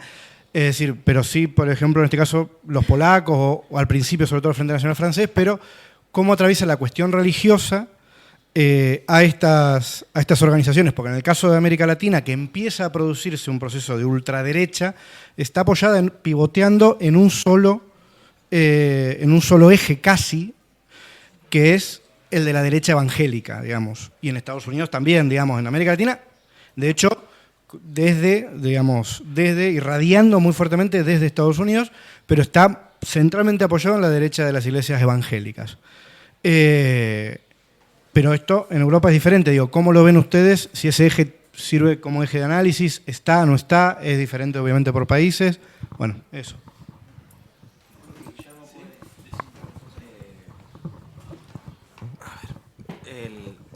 O sea, yo creo, retomando un poco también lo que decíamos, o sea, lo que se estaba diciendo, claro, se habla mucho de la cuestión del miedo, ¿no? Y yo creo que con razón. Pero como señala Nico, y también ha señalado... no sé quién lo ha señalado antes. Bueno, el caso, el punto es... yo creo que el miedo es un operador político que está ahí, ¿no? Quiero decir, tampoco lo denostaría. O sea, el miedo... Digamos, vivimos en sociedades con miedo, ¿no? Y que tienen buenas razones para tener miedo, ¿no? Es más, el miedo a veces lo movilizamos. Es decir, el resultado del Partido Socialista el 26 de abril es, en parte, resultado del miedo a la ultraderecha. Es decir, que a veces tendemos a pensar como que el miedo es solo lo que les ocurre a los votantes de ultraderecha, que son pobres y... No, el miedo está ahí. La cuestión para mí sería cómo hacemos que sociedades que tienen miedo y tienen buenas razones para tener miedo, digamos, usamos ese miedo a nuestro favor, ¿no? El miedo a ser pobre, el miedo a ser siempre precario, el miedo a no poder tener una vida mínimamente consistente, el miedo al futuro. Yo tengo miedo al futuro, yo creo que todos aquí tenemos miedo al futuro, ¿no? Lo hemos hablado, pero incluso tenemos miedo al futuro porque tenemos miedo a la ultraderecha, o porque tenemos miedo a los que tienen hijos, decir, joder, ¿a qué mundo voy a dejar? Es decir, vivimos en la sociedad en la que triunfa Black Mirror, y si triunfa Black Mirror es porque todos tenemos miedo, o sea, tenemos miedo al futuro, ¿no? Entonces, lo que hace la ultraderecha, en parte, es canalizar ese miedo de una manera... Claro, canalizan ese miedo en relatos potentes que, a su vez, enlazan con digamos, rescoldos o componentes de su ideología previa. Es decir, claro, Vox, digamos, canaliza ese miedo hacia digamos, hacia los patrones que le interesan, ¿no? Por ejemplo, existe un miedo, voy a ser polémico, existe un miedo de muchos hombres a saber cómo va a evolucionar la masculinidad, o qué es la masculinidad. Yo creo que sí. Existe llamémosle de otra manera, ¿existe una crisis de la masculinidad? Creo que sí. Existe una crisis de, yo qué sé, de ¿qué es un miedo? Sí, una crisis de la identidad del ciudadano rural o del amante de los toros o de, no sé, digamos, existen muchas identidades en apuros, por decirlo así, ¿no? Lo que hace inteligentemente la ultraderecha es moldear, politizar esos miedos y digamos, canalizarlos en la dirección que claro, que ellos quieren, ¿no? Que a ellos les interesa. Pero yo creo que ahí hay todo un campo, ¿no? En el que nosotros podemos operar, porque además nunca es solo miedo, ¿no? Es miedo más otros sentimientos. O sea, es miedo y a la vez esperanza, ¿no? En el caso de, por ejemplo, Vox, es miedo a que la unidad de España se rompa y es esperanza en que hay una España regenerada, nueva, sin malos independentistas, unida, ¿no? Quiero decir, en fin, entonces yo creo que eso, que por desgracia vivimos en sociedades con mucho miedo, pero que quizás tenemos que hacer un esfuerzo por trabajar políticamente, trabajar en proyectos que se hagan cargo de ese miedo y por tanto también de ese deseo de cambio y de estabilidad, ¿no? Y de proyectos sólidos, ¿no? Y ahí soy polémico otra vez, pero bueno, yo lo que diría es, puesto que la ultraderecha digamos, trata de acaparar conceptos como orden, como estabilidad o como valores incluso, ¿no? La ultraderecha además siempre presume de no, es que nosotros somos los que tenemos valores, como si los demás no tuviéramos valores. Coño, reivindiquemos los valores o reivindiquemos la familia. Pero ¿sabés qué pasa también? Que hay muchos partidos, lo decíamos hoy en la radio, partidos tradicionales, los viejos partidos, la centro-derecha, la centro-izquierda, y tal vez incluso te diría más la izquierda, centro-izquierda, que tienen ese miedo de que hablar de valores y hablar de emociones está mal, ¿no? Hay que hablar de contenido. Entonces, hablemos de las políticas que vamos a llevar adelante para que los refugiados se integren, qué sé yo, y siempre, al menos en Alemania, ¿no? Tienen que hablar con todo el lenguaje correcto, de género, ¿no? Todo perfecto, todo. Y tal vez para mucha gente sería mucho más interesante que la socialdemocracia, como decía hace un rato, les explique, bueno, estos son mis valores. Esto para mí está bien, esto para mí está mal, sin necesidad de derivar en una política pública, etcétera, ¿no? Entonces, creo que ahí también está un poco la clave de esta dicotomía. No, y yo sí quería decir, no, habla tú ya. No, me llama la atención justo lo que estabas hablando de valores y de símbolos nacionales y de tal, porque, por ejemplo, en Portugal pasa una cosa que aquí yo como extranjera desde fuera lo veo distinto, que es aquí parece que la bandera o es propiedad de la derecha, o que si coges la bandera o si eres patriota, entonces es que ya eres facha o eres de la derecha. Y en Portugal, por ejemplo, eso no pasa. El Partido Socialista desde siempre ha utilizado la bandera de Portugal en sus mítines. Los partidos más a la izquierda, el bloque de izquierdas lo utiliza, el Partido Comunista lo utiliza. No es patrimonio de nadie, es patrimonio de todos y no tiene ningún tipo de connotación negativa a la que se puedan aferrar y que pues no, yo soy mejor porque yo soy más portugués o defiendo más mi país o mi identidad nacional. Entonces, esa reivindicación de valores por parte de la gente más demócrata, por decirlo de alguna manera, o por hacerlo parte de todos, que no se puedan apropiar los de extrema derecha de ese tipo de valores, creo que es importante para que no surjan esas oportunidades de rescatar a esa gente. Solamente una cosa muy breve. Hemos estado hablando durante mucho rato sobre temas de identidad, valor, o sea, sobre necesidades postmateriales, sobre feminismo, y está súper bien, o sea, creo que son cosas muy importantes, pero ¿qué hay de la economía? Porque yo creo que a estas alturas está bastante claro que esta epidemia ultra de la que estamos hablando hace hora y media sería imposible, habría sido imposible sin el tsunami de la crisis financiera y posterior crisis económica que vivimos en 2008.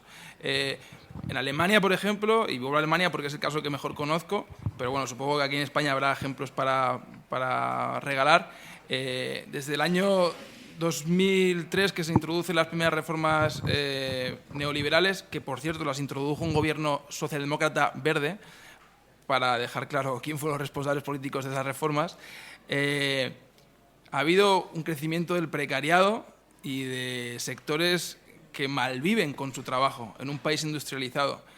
Las cifras bailan, pero estamos hablando de entre 7 y 14 millones de personas que, bueno, en alemán se dice condiciones laborales atípicas, es decir, gente con mini-jobs, gente que trabaja pocas horas, no voluntariamente, sino porque se lo imponen así, gente que tiene que tener 3 trabajos para llegar a fin de mes. Sí que es verdad que el estado del bienestar alemán es bastante más sólido y más robusto que el que tenemos en el sur de Europa, pero no es menos cierto que qué frustración tener que ir a trabajar sabiendo que posteriormente vas a ir a pedir que te completen el salario a fin de mes porque no llegas con tu trabajo. Y eso está ocurriendo en Alemania. En Alemania tenemos ha habido un crecimiento ha habido una ampliación entre las clases más ricas y las clases asalariadas y más pobres, brutal en los últimos 10 años, 15 años, que es impensable sin un modelo económico claramente neoliberal, que sí que es verdad que luego viene, digamos, rectificado de alguna manera por el Estado social de Alemania, que sigue habiendo, pero que está habiendo un impacto muy fuerte en las clases asalariadas y es imposible entender lo que está ocurriendo a nivel político, insistiendo en que es importante lo posmaterial, pero la raíz del problema, si el Partido Socialdemócrata Alemán se está yendo al 10% y se está cayendo en la irrelevancia política, sinceramente creo que la comunicación política tiene mucho que ver, pero también tiene que ver las políticas en sí. Es decir, han estado gobernando 3 legislaturas de 4 con los conservadores, y los conservadores ya sabemos qué tipo de políticas económicas han practicado en los últimos 20 años. Entonces, si la izquierda quiere volver a tener una oferta política que atraiga a la mayoría social que es trabajadora en nuestros países y quiere conseguir combatir al estado del bienestar chauvinista que tú comentas en tu capítulo muy bien, tendrá que ofrecer unas políticas económicas alternativas creíbles y sobre todo que sean factibles, porque gobernando con los conservadores no se va a conseguir. Y creo que se hace poca insistencia en esto. Creo que, por ejemplo, los Verdes, que es un partido que hace mucho hincapié en lo posmaterial, puede fracasar estrepitosamente teniendo una oportunidad histórica para poder convertirse en primer partido de Alemania. Los Verdes llegaron a Alemania muy fuertes en los 80, siendo un partido alternativo de izquierdas, con acento en la ecología, y posteriormente se ha convertido en un partido más bien conservador en lo económico. Sí que es verdad que no es un partido estanco ni homogéneo, que tiene diferentes fracciones, pero, insisto, si los Verdes llegan al poder y no se dan cuenta de la responsabilidad histórica que tienen para rectificar los modelos económicos predominantes de los últimos 20 años, yo les auguro el más absoluto de los fracasos.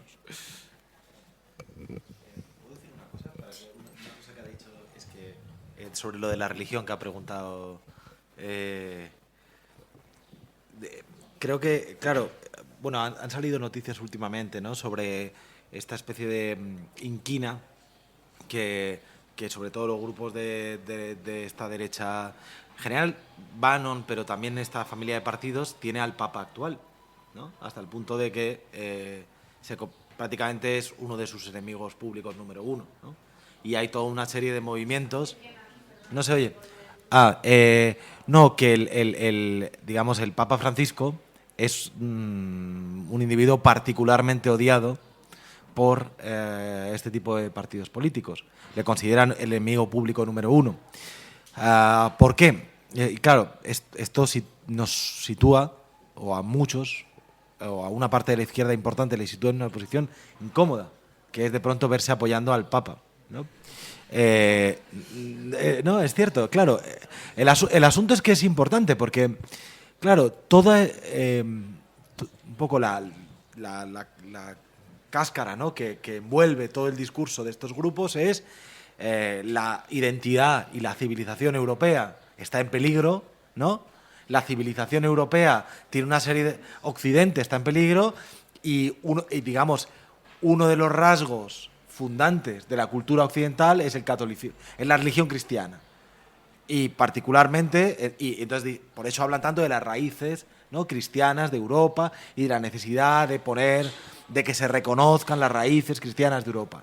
Claro, si para que ese proyecto sea creíble, tú necesitas que tener como cabeza de la Iglesia al menos un tipo que, aunque no sea un ferviente seguidor tuyo, al menos te tolere, ¿no? Te baile un poco el agua. ¿Qué ocurre? Que tienes a lo contrario. Y por eso Salvini, en el meeting que dio antes de las elecciones europeas en Milán, ¿no?, con Marine Le Pen, con Geert Wilders y efectivamente, con el 11 titular, claro, de pronto empezó a hablar de Benedicto XVI, de Juan Pablo II, tal, en términos muy elogiosos, y no hablaba nada de Francisco. Y luego ya, ¿no?, empezó a hablar en términos, claro, muy, muy críticos con el Papa, ¿no? Y aquí Vox, ya lo ha dicho varias veces, el otro día dijo, sí, quiere tantos inmigrantes, pues que los meta en el Vaticano, ¿no? Entonces, claro, el problema es que probablemente consigan, si consiguen tener un papa mínimamente conservador, ya está. La cosa ya está, quiero decir. Simplemente es un tipo que más o menos les tolere, ¿no? Y creo que, claro, el problema ahí, yo no sé, no soy muy entendido de cuestiones vaticanas, no sé qué apoyos tiene este papa. Y luego, además, claro, es difícil, ¿no? Por muchos motivos, de repente, hacer una defensa férrea del Papa Francisco, aunque sus enemigos, aunque estratégicamente convenga, ¿no? Pero sí que parece un punto estratégico importante y sobre todo también por lo que comentaba de Nico, de claro, en qué medida el fenómeno Bolsonaro es un fenómeno que está muy basado en las iglesias evangélicas, o en qué medida Vox, como fenómeno español, se apoya sociológicamente en toda la estructura, todo el tejido asociativo de los sectores más neocon de la Iglesia Católica. Es decir, ¿por qué Vox de pronto nace? O sea, claro, es que a todos nos parece que Vox ha fracasado, pero Vox tiene 2.300.000 votos, me parece que es. Claro, y es que hay que pensar que en las anteriores elecciones, es decir, 2016, Vox tuvo el 0,2% de los votos, o sea, 40.000 votos en toda España. Y 3 años después ha tenido 2,5 millones, ¿no? 2.300.000, creo que son algo así. Entonces, claro, nos parece poco porque parecía que iban a sacar más, pero es que hace 10 años en España estábamos hablando del fenómeno UPyD, que tuvo 5 diputados, cuando más tuvo, ¿no? Entonces, claro, es, digamos, para que nos demos cuenta en que a veces nos hemos acostumbrado. Entonces, claro, para que Vox pase de la nada a... que es que hace un año, en junio del año pasado, nadie hablaba de Vox, nadie conocía a Vox. Y entonces, para que hayan podido tener ese desarrollo, tienen que haberse basado en asociaciones de la sociedad civil para poder presentar candidatos en un montón de pueblos, ¿no? ¿Y de dónde provienen esos candidatos? Pues muchos de ellos de la Iglesia Católica, de los Kikos, de los no sé quién, Entonces, claro, ¿hasta qué punto, no, es interesante que haya un contrapeso ahí, ¿no? Y hasta qué punto se podría usar, no sé, textos del Papa, etcétera, etcétera. Lo vamos a preguntar, señor, pero una cosa con respecto a eso. El autor del capítulo de Grecia tiene en su biografía de Twitter, Hibay Arvide, ¿no? Menos de 10 contradicciones para cualquier persona es dogmatismo y no es confiable, entonces no hay ningún problema con eso. Izquierda posmoderna, totalmente, vamos. Ahí te pasan el micrófono. Gracias, buenas tardes. Este fenómeno, que lo que llamáis epidemia ultra, que lo entiendo como fascismo directamente, ¿no? Me gusta explicármelo desde un punto de vista histórico en los siguientes términos, y es la reflexión que os quiero trasladar a ver qué opinión tenéis. En el año 29 se produjo una crisis del capitalismo, una crisis sistémica, como varias que ha habido posteriormente, que se sustancian los fascismos, ¿no? Fascismo no solamente en Alemania, en Italia, hubo fascismos en muchos países de Europa, ¿no? Hubo alguien que afortunadamente, en términos de Carl Smith, definió fascismo como capitalismo en estado de excepción. Entonces, y yo creo que es donde está la raíz del problema. Realmente, un poco, antes tú lo empezabas a trazar. Es decir, el problema es el capitalismo. Capitalismo en estado de excepción que se produjo en aquellos años 30 y que desembocó, desgraciadamente, en una guerra cruenta, ¿no? Ese capitalismo posteriormente sale de esa guerra y es de alguna manera domado a través de ese, vamos a denominar, capitalismo keynesiano, que da origen a esos estados de bienestar y bueno, y a toda la expansión posterior colonialista. Llegamos a los años 70 y entramos en la fase neoliberal, fase en la que posiblemente todavía nos encontramos, pero con una diferencia. El capitalismo está tocando límites. Es decir, el capitalismo ya no sabe qué mercantilizar o no encuentra métodos de reproducción social. Es decir, le puede quedar algunas zonas de África y no sé si poco más, ¿no? Entonces, bueno, buscando ese paralelismo tiendo a explicarme ese estado de excepción capitalista actual al cual no pueden dar respuesta ni la socialdemocracia ni el liberalismo, evidentemente, que son cómplices de esta situación, no lo olvidemos, son cómplices de esta situación. Hablando de certezas, como hablaba antes el compañero, efectivamente, las razones actuales las buscamos en eso, un capitalismo donde ya no ofrece ni trabajo, un capitalismo cuya mayor certeza, que era ese constructo ideológico que era la clase media, se les está yendo por el sumidero. Y todo este tipo de elementos son los que nos llevan, ¿no?, a ese estado de excepción. Quiero decir, realmente estos fascismos que llegan los entiendo como una fase disciplinadora de lo que es el capitalismo. Vienen a disciplinar a las sociedades, puesto que ese disciplinamiento no lo podían dar ni la socialdemocracia ni el liberalismo. Es decir, quería saber vuestra opinión sobre esto y no lo sé. Creo que soluciones a esta situación no existe más que una, que fue el movimiento antifascista europeo, ¿no? Que sería largo empezar a explicarlo. Gracias. Bueno, ¿comentamos esto? Yo sí que quiero decir algo. Mira, en Alemania, tradicionalmente, cuando se establecían, o sea, prácticamente nunca se han establecido paralelismos, y hablo del ámbito académico periodístico, nunca se han establecido paralelismos entre nuestro siglo XXI, inicio del siglo XXI, y los años 30, porque evidentemente la dimensión que supuso el nazismo para Alemania, no solamente ya a nivel de identidad cultural y nacional de Alemania, sino la huella humana que dejó. O sea, estamos hablando de que fue el primer y hasta ahora único holocausto o matanza sistemática hecha con métodos industriales.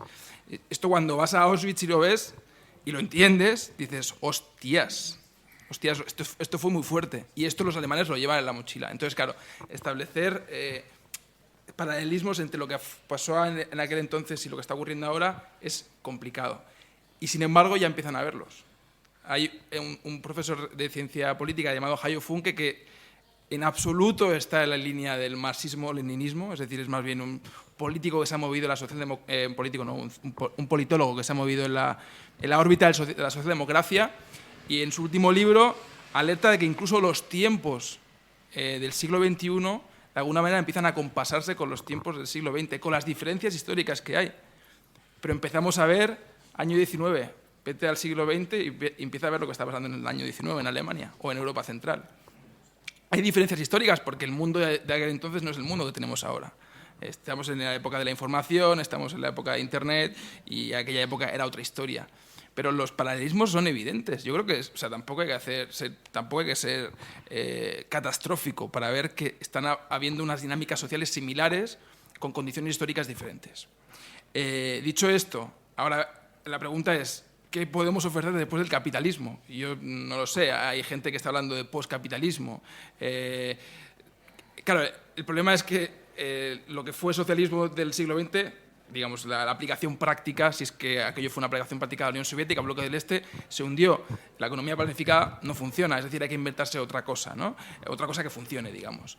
Y ahí entra la discusión qué es la alternativa, qué viene después del capitalismo. Y ahí hay discusiones a nivel de ciencia económica súper interesantes y también de ciencia política, que de alguna manera vienen a ser lo mismo. Y yo creo que ahí está la clave, o sea, ¿qué tiene que ofrecer la izquierda en el siglo XXI para hacer frente a esos nuevas expresiones del fascismo? Y en esa discusión, o la izquierda se conecta y empieza a darle vueltas a la cabeza y a ofrecer algo que funcione, un modelo que funcione y que también sea sostenible ecológicamente, porque esa es la otra gran revolución que viene, la revolución verde, ¿no? Que ya está empezando, sobre todo con las nuevas generaciones, o la partida, están todas las condiciones puestas para que la gane el nuevo fascismo o la epidemia ultra, como lo hemos dicho. A ver, yo quería recuperar una cosa en concreto que se ha comentado muy de paso, pero yo creo que es un factor bastante preocupante dentro del contexto actual. Ha citado a un secretario general del Partido Socialdemócrata que habla del ejemplo danés en el que pero es que yo creo que hay muchísimos más ejemplos. Por ejemplo, quisiera saber cuál es el recorrido actual que en Alemania, y ya hablo a la izquierda de la socialdemocracia, el recorrido que tiene la plataforma Aufstehen en pie, que también intentaba, digamos, como relativizar o reformular de una manera ambiental muy peligroso ciertas cosas que ya o sea, reformular o poner en entredicho ciertas cosas que ya teníamos superadas sobre la inmigración. En Francia también, aunque tiene sus coyunturas históricas, en Francia también hay que ver ciertos planteamientos que vienen por parte incluso de la gente de Mélenchon también sobre la inmigración. El artículo que hicieron Anguita y Monedeo sobre el decreto de dignidad del gobierno de Salvini y del gobierno de Forza Italia, que era un artículo bastante complaciente con medidas económicas y sociales, que para mí es el típico maquillaje social de siempre de la ultraderecha, y que era un artículo obligatorio y que hay que ir un poco en pie en plomo. Y ya aquí se han comentado casos que a mí también me parecen ceder, o por lo menos adentrarnos en terrenos que se ha comentado aquí, lo de la bandera y de la familia. Claro, a mí lo de la bandera en el Estado portugués, no sé. Aquí en el Estado español, por cómo se ha construido el Estado español, no solo desde el franquismo, sino mucho antes, respecto a las territorialidades, me parece complicadísimo. Me parece mucho mejor, por ejemplo, las experiencias municipalistas. Por ejemplo, era una manera muy inteligente, en mi opinión, de poner en eso el hecho de los cercanos, los vecinos. Muchas veces mira lo que ha pasado, que muchas veces la gestión ha sido más continuista que otra cosa y por eso se ha perdido. Y con lo de la familia me pasa lo mismo. Tampoco hay que enunciar, aunque algunos lo creamos. O sea, tampoco hay que citar a Engels para hablar contra la familia, pero yo creo que es más importante hablar de la supervivencia, yo qué sé, para pagar el pan, para pagar el alquiler, para pagar cosas concretas de la vida diaria de la gente que convive, que intentar reivindicar el significante familia, que hoy en día me parece casi imposible, lo siento, reivindicar de una forma constructiva y diversa desde la izquierda.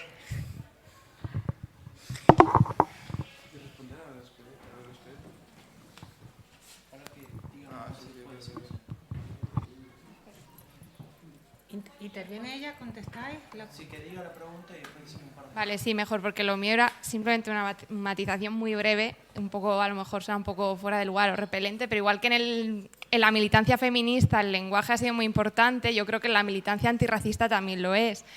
Y yo a veces, a mí me ha chirriado un poco y no lo he sentido como algo entrecomillado, sino como un concepto más asumido, que varias veces hemos hablado de las crisis de los refugiados. Entonces, estamos hablando de cómo nos marcan la agenda política, vamos a tener cuidado que no se nos cuelen en el lenguaje, porque yo creo que obviamente todos aquí somos conscientes de que no es una crisis, todas las que estamos aquí sabemos que a nivel numérico no lo supone, pero yo creo que están logrando que una parte de la izquierda asuma esos argumentos, pierda tiempo en contraargumentarlos, y me parece que es importante el lenguaje también en estos espacios en ese sentido. Sí, no, completamente de acuerdo. No, de hecho, yo cuando escribo crisis de refugiados siempre pongo la llamada crisis de refugiados. Es la coletilla que siempre pongo. A veces me la quitan esos artículos, pero intento ponerla porque creo que es una puntualización importante. Porque al final, como también vas a describir en una frase la llegada de más de 1 millón de personas procedentes fundamentalmente de Oriente Próximo a Alemania a causa de la... Al final tienes que buscar un concepto. Y es complicado, tienes razón, porque es el frame, ¿no? Es el marco de... como los refugiados como si fuera una plaga, y al final es una crisis de todos, ¿no? No solamente de ellos. Pero sí, te doy la razón. Y luego había una apelación sobre el SPD, ¿no? Sí, vos preguntabas sobre esta asimilación, ¿no?, del discurso de la derecha por parte de la socialdemocracia. Bueno, ¿cómo? Bueno, claro, a ver, lo que pasa es que Aufstein prácticamente está desaparecido. A ver, lo digo muy corto para el que no lo conoce. En Alemania, además de la socialdemocracia, en la centroizquierda aparece Die Linke, que es el partido de la izquierda, digamos. Es un partido que es una parte de ese partido es parte de la socialdemocracia, que se indignó con las políticas de flexibilización laboral de los 2000, y otra parte es, el partido que hereda el partido único de la RDA, ¿no? Es decir, los postcomunistas con una parte descontenta de la socialdemocracia. Ahí aparece Die Linke. Die Linke es un partido que, de manera absolutamente contraintuitiva, pierde una cantidad enorme de votos contra AfD en el año 2017. Es decir, mucha gente que votaba a la izquierda, vota a la derecha, ¿no? Y, digamos, ¿por qué pasa esto? Bueno, lo explica la propia...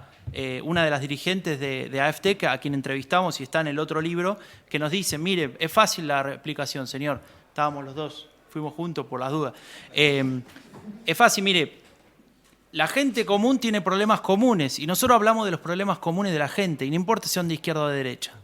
Entonces, a partir de ahí, ellos construyen esa lógica de que la gente de izquierda también se siente apelada o interpelada por nuestro discurso porque hablamos de los problemas normales y no importa la ideología, ¿no?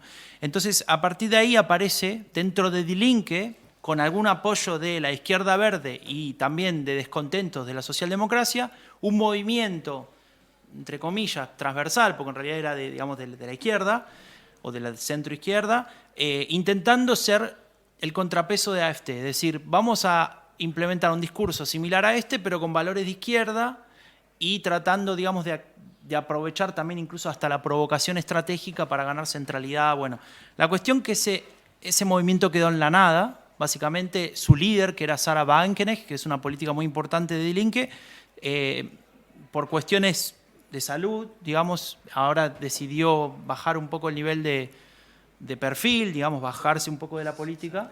Se retiró completamente, bueno, no sé si entregó la banca, pero al menos no es más la líder. Y entonces ese partido, esa respuesta de izquierdas a las demandas que hasta ahora estaban siendo respondidas solo por la ultraderecha, según esta lógica, ¿no?, termina desapareciendo. El problema es que en Alemania al menos nunca se pensó si esa era la forma de pelear, de combatir a la ultraderecha, ¿no? Digamos, utilizando una lógica más o menos similar posicionada a la izquierda. Tal vez se tendría que pensar de otra manera esa discusión y ese debate. Y la solución fácil, y yo creo que la han visto acá, ¿no? Yo no vivo acá en España, pero ustedes la han visto tal vez con el PP, ¿no? Pero la hemos visto en Alemania con el partido de Merkel o sus hermanos bávaros, o ahora con algunos dirigentes de la socialdemocracia que dicen, bueno, para que recuperemos los votos de la extrema derecha o de la ultraderecha, lo más fácil es, obviamente, decir lo mismo que dicen ellos, ¿no? Digamos, es fácil, 2 más 2, 4. Entonces, lo que pasó es que 2 más 2, 4. ¿Y qué pasó? Que el discurso de la ultraderecha es de la ultraderecha. Y si vos lo usás, los votos van para la ultraderecha. Y en Baviera, viste cómo la ultraderecha sacó arriba el 10%, en las elecciones europeas también lo viste, en Hessen, que es una región del sur o de centro-sur alemán, que también es rica, también le fue por arriba del 12%, entonces está claro que esa es la falsa estrategia. Lo que yo te juro que no lo puedo entender es lo que escuchamos de Sigmar Gabriel, ¿no? Este señor de la socialdemocracia que, insisto, hace muy poco dijo: el problema nuestro es que no copiamos a los daneses, sabiendo que los daneses lo que hicieron fue justamente incorporar todo el discurso, pero no solamente el discurso, ahí ya vamos más allá, las políticas, ¿no? Decir, ¿vieron esta isla despoblada que está acá al suroeste de Dinamarca? Bueno, todos los ciudadanos que no reciban permiso para quedarse en Dinamarca se van a vivir ahí. Total, tienen una isla para ellos. No lo digo yo, lo dice el chico, ¿cómo se llama? Galán, es el que escribe el artículo de Dinamarca en el libro. Y es brutal, eso lo dice un gobierno, o sea, un partido socialdemócrata, ¿no? Y en Alemania, país más grande de Europa, tiene parte de su dirigencia pensando así. Él dijo una frase así como: hasta ahora la globalización se había tratado de abrir los límites, las fronteras, ¿no? Límites y fronteras es una palabra que se dice en alemán se dice igual. Ahora se trata de limitar la apertura, o sea, de que las fronteras estén limitadas. Y yo digo, ¿no vio lo que pasó con la CDU? ¿No vio lo que pasó con los otros partidos? Que cuando adquieren ese lenguaje, lo único que está generando es más, más discusión respecto de eso. Brevemente por el tema de Die Linke. Ya nos quedan 5 minutos, creo, lo tenemos que dejar. La estrategia de Aufsten y concretamente de Wagenknecht de asumir ciertos preceptos o ciertas posiciones o ciertos exabruptos verbales de la ultraderecha venía precedida de la transversalidad electoral de AfD. AfD ha recibido un trasvase muy importante de votos de Die Linke en el este de Alemania. En el este de Alemania y también en otras partes occidentales, pero fundamentalmente en el este de Alemania ha habido muy importantes trasvases de votos. La reacción instintiva, como decía Franco, es: ok, le copiamos parte del programa, a ver si así conseguimos recuperar. La consecuencia es que hoy AfD va camino de convertirse en el primer partido de Alemania Oriental. Ya está, no hay más que decir. Eso es lo que pasa cuando intentas combatir a la ultraderecha asumiendo sus preceptos, que por lo general sueles perder en las urnas contra ellos. Eso, por ejemplo, pasó también en Portugal, cuando el CDS, que será el partido más conservador que tiene Portugal, dijo un dirigente que Vox no era un partido de extrema derecha y que no vería con malos ojos sentarse con ellos en el Parlamento Europeo. Y al final, en las elecciones para el Parlamento Europeo, bajaron muchísimo y también a consecuencia de eso. Porque además, como está tan mal visto a día de hoy, afortunadamente, el tema de la extrema derecha en Portugal les penalizó muchísimo ese asumir del discurso de extrema derecha.